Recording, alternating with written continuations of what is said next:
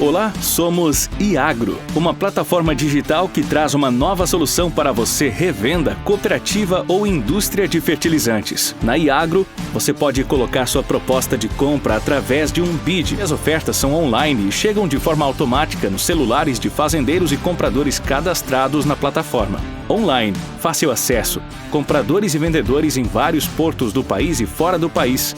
Informação gratuita e de qualidade. Isso é Iagro. Pessoal, sejam bem-vindos ao nosso primeiro episódio de 2023 do podcast, o IagroCast. A gente vai falar já com a Marion, né? Mas antes de trazer a Marion, queria desejar a todos aqui um feliz 2023, de muita prosperidade, principalmente saúde para todos os nossos ouvintes. Que esse ano a gente consiga entregar ainda mais do que foi em 2022, esse podcast que começou de uma forma sem muita pretensão e lá se vão mais de um ano, quase 1 ano e 3 meses aí que a gente vem produzindo conteúdo.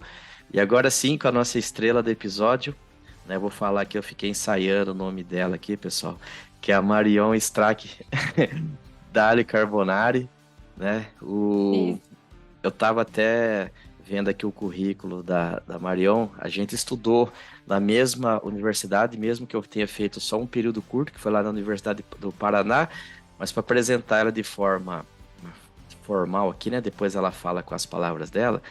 A Marion, que ela é zootecnista pela Universidade Estadual de Ponta Grossa, depois ela fez o mestrado em zootecnia pela Universidade Federal do Paraná, só que ela é mais novinha do que eu, e depois ela também fez um doutorado em zootecnia pela mesma universidade. Ela tem uma carreira profissional aí como pesquisadora do setor de forragicultura da Fundação ABC. Ela também é diretora de pesquisas e projeto na MSDC Consultoria, é professora de graduação e professora de pós-graduação. Né? Dá para a gente ver que ela tem um pezinho tanto ali vamos dizer assim, lá onde a mão suja de graxa, também onde a gente produz as informações para sujar a mão de graxa. Marion, seja muito bem-vinda, obrigado por ter aceito o nosso convite para participar aqui do nosso primeiro episódio do IagroCast 2023.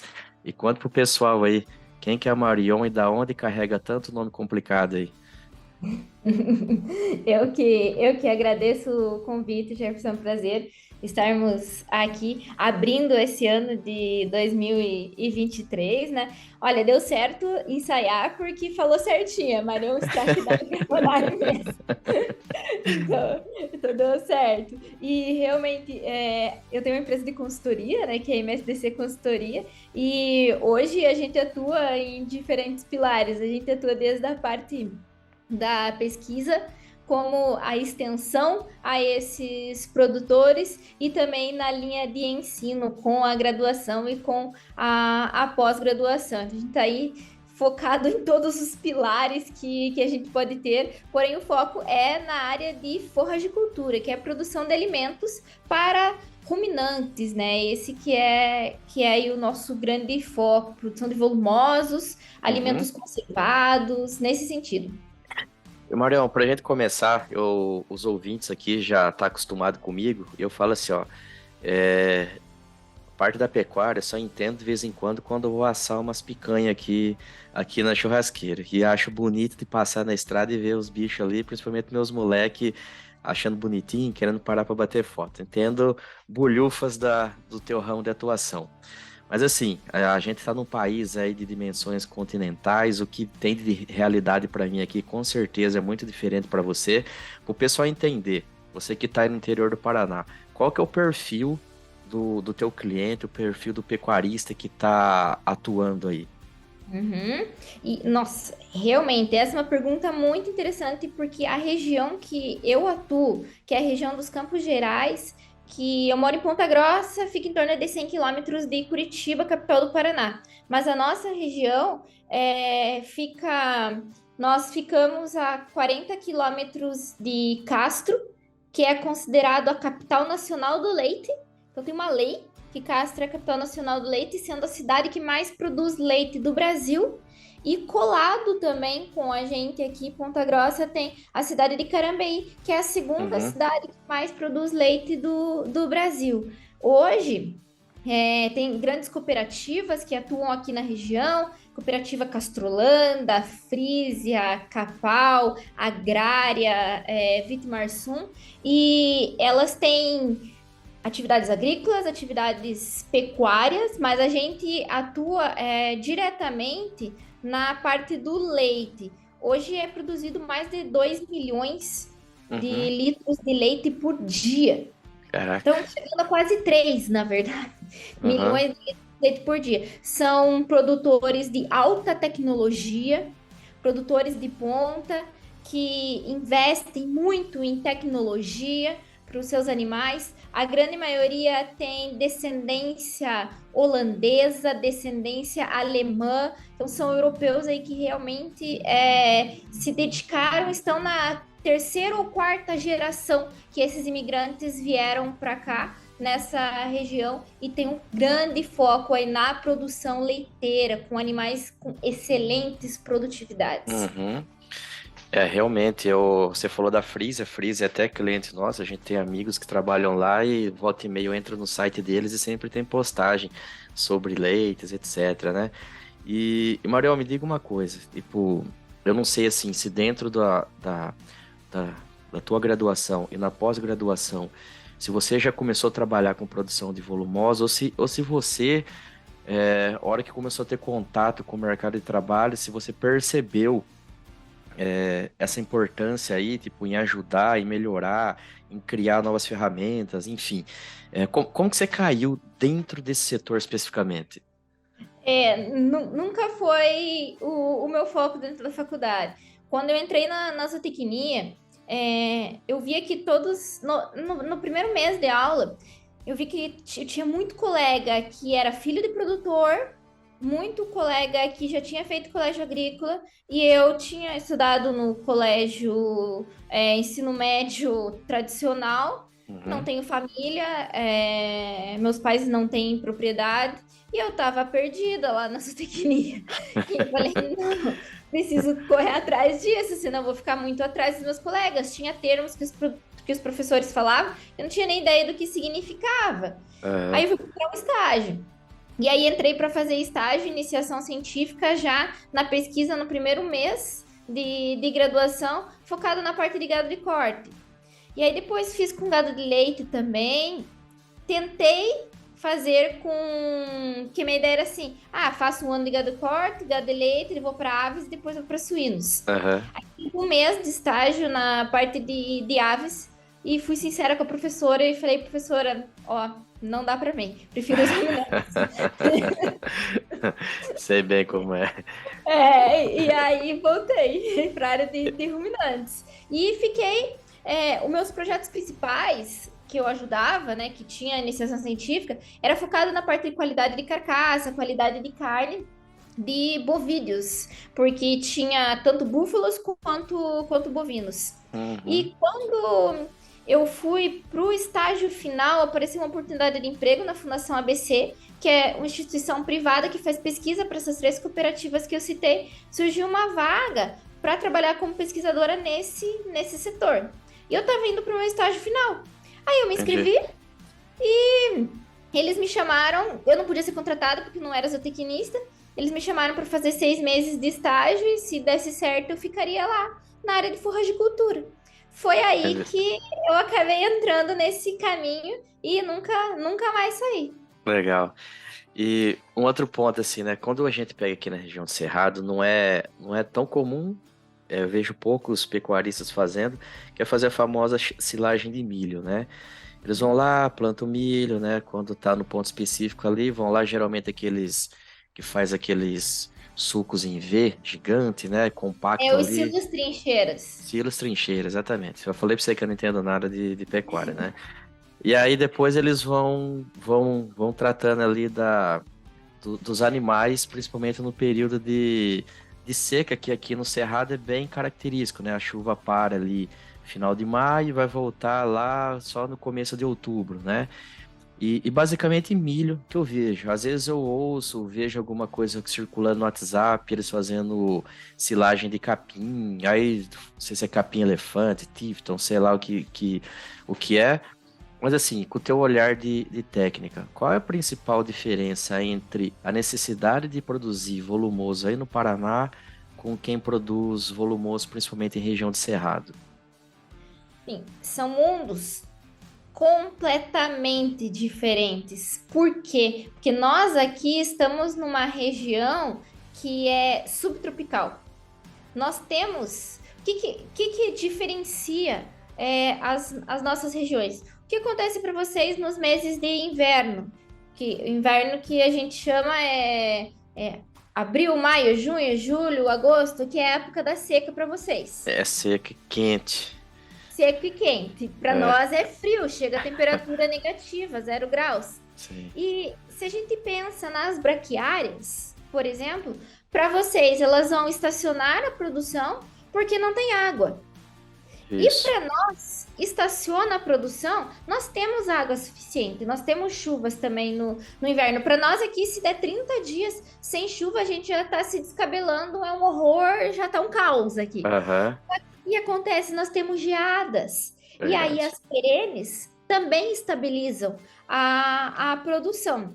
Hoje, aqui na nossa região, mais de 70% dos produtores das propriedades em si, os animais são confinados. Então, por que a gente precisa produzir volumosos conservados? Porque nós precisamos levar o alimento para esses animais. Mas independente se a gente está falando aqui da região sul ou de outras regiões do Brasil, quando a gente conversa em relação à produção de volumosos, a silagem de milho, ele entra como um carro-chefe.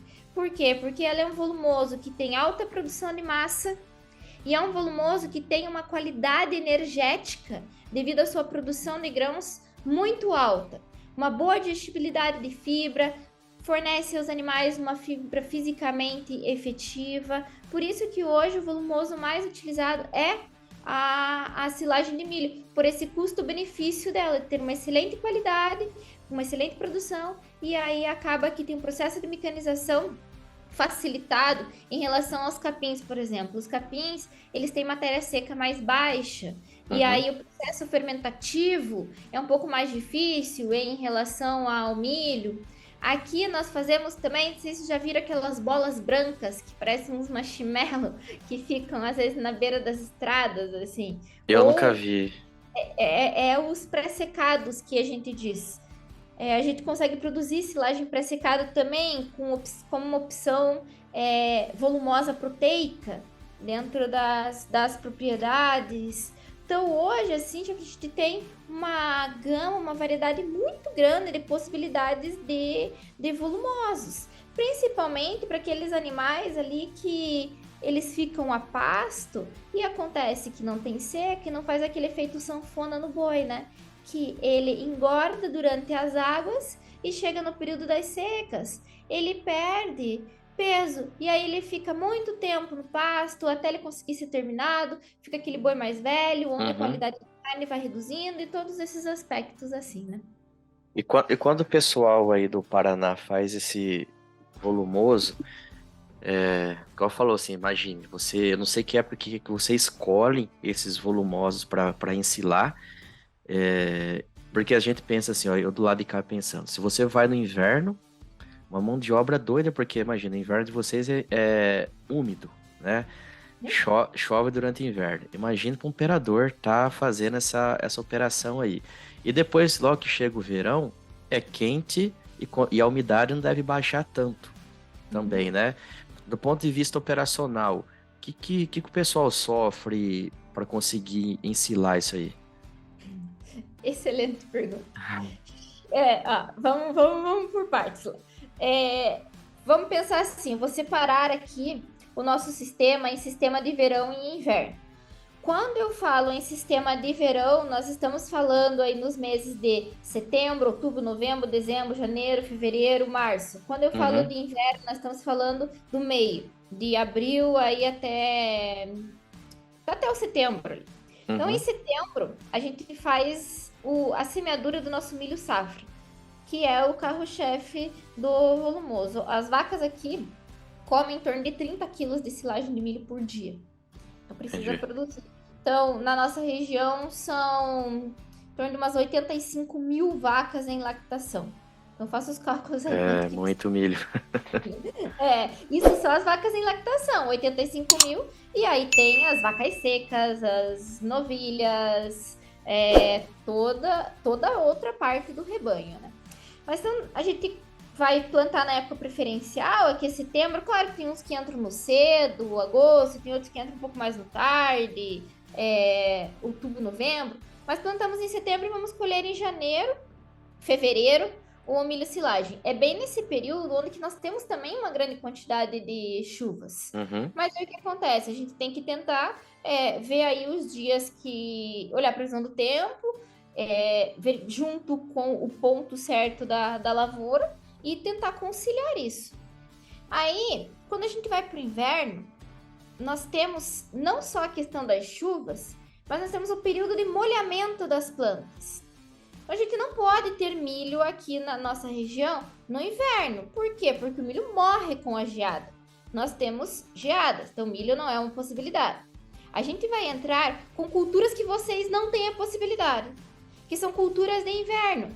Por exemplo, a aveia, o azevém, temos trigo, triticale, cevada. São várias opções que nós temos. Quando nós vamos para as aveias forrageiras e para os azevens, nós temos que fazer pré-secado. Silagem pré-secada. Por que a gente não faz feno disso? Justamente porque nós temos um período de molhamento foliar muito alto, porque de manhã tem muito orvalho. Sim. Assim, chega 10 horas da manhã, ainda as plantas estão molhadas. Por quê? Porque tem uma grande quantidade de orvalho, mesmo que saia sol. Aí o que acontece? A gente vai cortar esse material, a gente deixa ele pré-secando no campo, depois a gente vem com uma máquina espalhando, outra máquina para formar umas leiras, depois vem outra máquina para enfardar ou para levar para o silo. E por que a gente não faz o feno? Porque o feno precisa desidratar até 85% de matéria seca. Entendi. E com essa umidade que a gente tem, não dá para secar o feno. Ele fica lá 5, 6, 7 dias no campo e ele não chega a desidratar totalmente. Por isso que a gente usa a opção de fazer silagens pré-secadas. A gente deixa secando até 50% de matéria seca e recolhe isso num silo do tipo fardo, que são as bolas que a gente diz. Aí consegue ter um processo de conservação e produz um volumoso proteico. Justamente aí que é legal, gente. A gente consegue, pessoal, aqui dizer que é o nosso feijão com arroz. Porque quando a gente tá lá, nós nos alimentando, a gente come o feijão e o arroz. O arroz, porque ele tem amido, ele nos dá energia. E o feijão, ele nos dá a parte proteica. Nós temos a dobradinha silagem de milho, dando a parte energética para os animais. E aí a gente entra com os pré-secados de aveia e azevém, por exemplo, fornecendo a parte proteica para os animais. E aí a gente consegue ter 2 volumosos de extrema qualidade. E me diga uma coisa, agora é curiosidade mesmo que essas vacas, ela tem diferença? Tipo assim, no inverno ou no verão ela produz mais ou menos leite de acordo com o clima ou não? Isso daí tipo, é meio estável. Assim, geralmente o que acontece no inverno, ela tem uma melhor produção. Por quê? Porque são vacas holandesas, de raça holandesa, são as vacas da raça Jersey, e mesmo que aqui as nossas temperaturas não sejam tão altas no verão, para esses animais elas são altas. Então a gente tem ventilador, tem aspersor, tem várias técnicas utilizadas dentro das propriedades para esses animais ficarem em conforto térmico. Mas, mesmo assim, no inverno elas têm melhores produções combinado a várias coisas. A parte da questão da alimentação, dos volumosos, a questão da temperatura, que tem um melhor conforto térmico para esses animais. E aí é outra vantagem que a gente tem, né, Jefferson? Olha aqui, ó, 2 coisas que eu falei que diferenciam a gente de outras regiões do Brasil. É a possibilidade de produzir essas forrageiras de inverno que têm excelente qualidade e a possibilidade de ter esses animais nas raças puras e não cruzadas para que consigam produzir grande quantidade de leite. Então, o clima e o nosso clima favorece muito, por isso que a gente consegue ter altas produções dentro dessas propriedades. E claro, como eu falei, os produtores usando alta tecnologia, bom manejo, as cooperativas elas são realmente cooperativas Uhum. mesmo, e os técnicos estão aí ligados aos produtores na assistência técnica, são produtores que gostam muito de investir. Esses produtores daqui da nossa região são produtores que os filhos já estudaram fora, eles Uhum. fazem viagens técnicas para o mundo inteiro para entender a questão das tecnologias. Então, realmente são bem tecnificados. Mas, claro, também temos nossos problemas, né? Não Sim. é um mar de rosas, não, é muito batalhado. É assim, interessante porque eu conheço a região tua assim de passagem, né? Estudei também um período em Curitiba, passava por aí quando eu ia para casa, mas tem uma leva de produtores, Carambeí e outras cidades que você mencionou, que há 30 e poucos anos atrás, eles vieram aqui para o interior do Maranhão para desbravar uma região que inclusive tem o nome de Batavo hoje, que era a antiga cooperativa Batavo, que eu não sei nem como que é o nome dela hoje, não sei se é a Frisia, se é alguma outra, né? E eu conheci algumas pessoas, às vezes até clientes seus, Dijkstra, tantos outros aí, né? É que Dijkstra tem um Tem monte de aqui. monte, né? O Balk, na verdade, é o Balk Dijkstra. Ah, o Balquerran da Fazenda Frise, assim, já fui lá várias vezes. Fazia inglês na escola da Mike, da esposa dele. Fazia inglês e holandês. Eu estudava Ah, inglês e legal, holandês. Uma legal. excelente pessoa. E assim, tipo, por tudo que você falou até agora, é, assim, com o meu olhar de leigo de novo, dá a nos entender que a região sul ou regiões que têm um clima parecido com o teu vai ter uma vocação maior para a produção de leite e por isso que o gado de corte, principalmente, ele já está ficando achatado aqui pro nortão do país, né?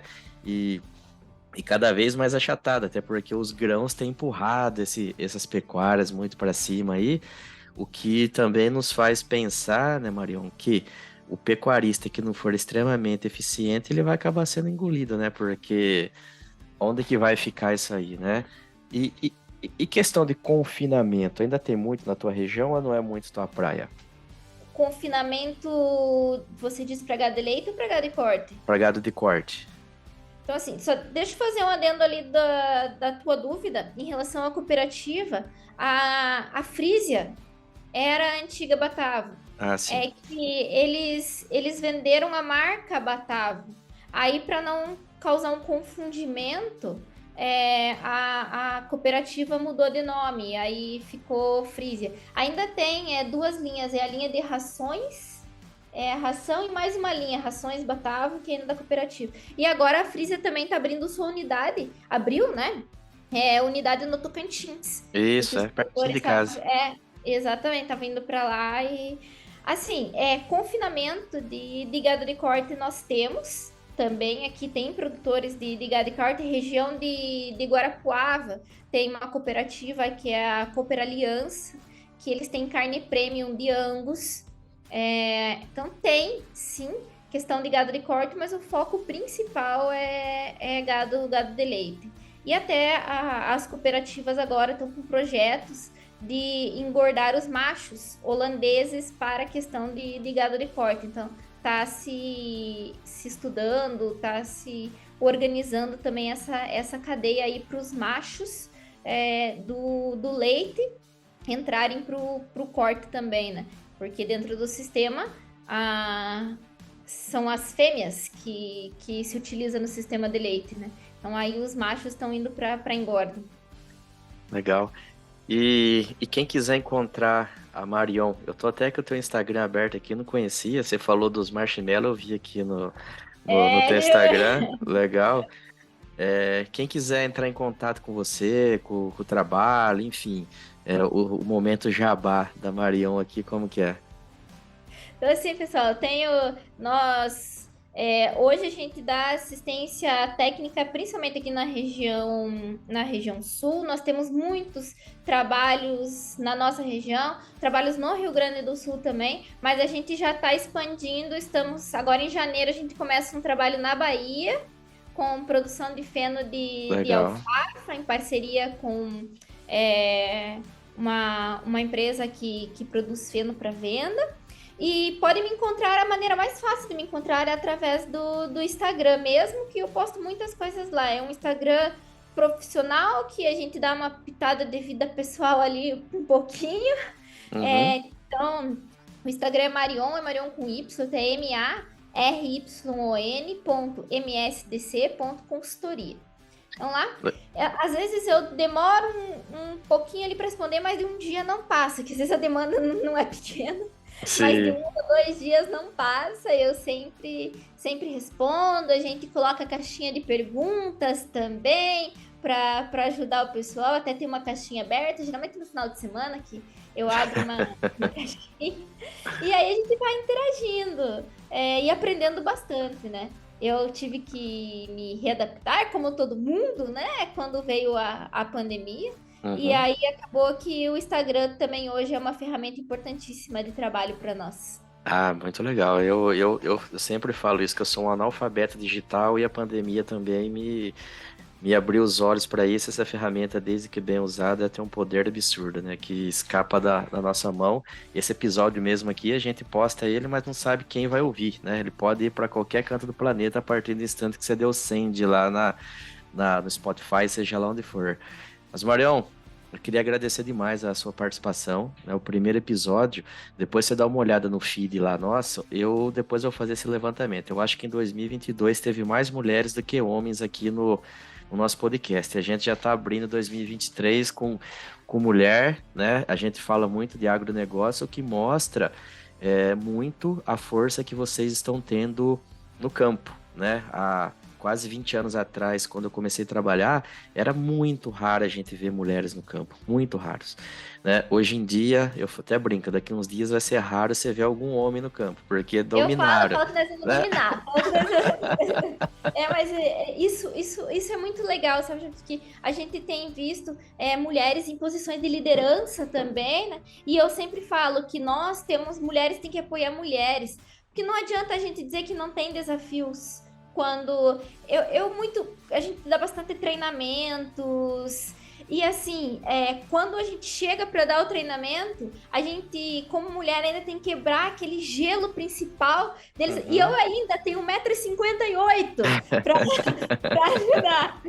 E a gente tem que dar aquela quebrada de gelo para ter a confiança, para a pessoa ter aquela confiança. Mas a gente vê que isso tá mudando muito, a gente tem apoio muito de mulheres e principalmente dos colegas que nos auxiliam aí nessas adversidades. A gente tem visto que a mulher tem tem conquistado o espaço que deve ser, né? E trabalhando em conjunto é uma maravilha, porque as mulheres têm algumas habilidades, os homens têm outras habilidades e a gente acaba se completando nas atividades. Né? Exatamente. Mas assim, brigadão por ter participado, né? Primeiro episódio de 2023 aqui. Fala assim, que o que precisar da Iagro pro lado de cá, as portas estão sempre abertas. Também até agora eu botei para meu perfil pessoal para te seguir ali. E aí a gente vai conversando e muito sucesso, muitas conquistas para todos nós agora em 2023. Muito obrigada, eu agradeço vocês, agradeço o convite, fiquei muito feliz mesmo. Agradeço o pessoal que está nos ouvindo aqui. Quem tiver interesse então na área de forragicultura pode me seguir, que nós estamos todo dia lá no Instagram postando um pouco do nosso agro aí que nós gostamos tanto. Muito obrigada, gente. Ótimo. E pessoal, não esqueçam de seguir a gente nas redes sociais, lá no @iagro.brasil, também em nosso site no iagro.com.br. Para quem for comprador ou vendedor de fertilizantes, a plataforma está lá, pode otimizar demais essa negociação. A gente quer uma plataforma bandeira branca. Qualquer auxílio necessário, está o Gabi, que é o nosso homem por trás da Iagro, para nos auxiliar. E um feliz 2023 a todos. Um abraço.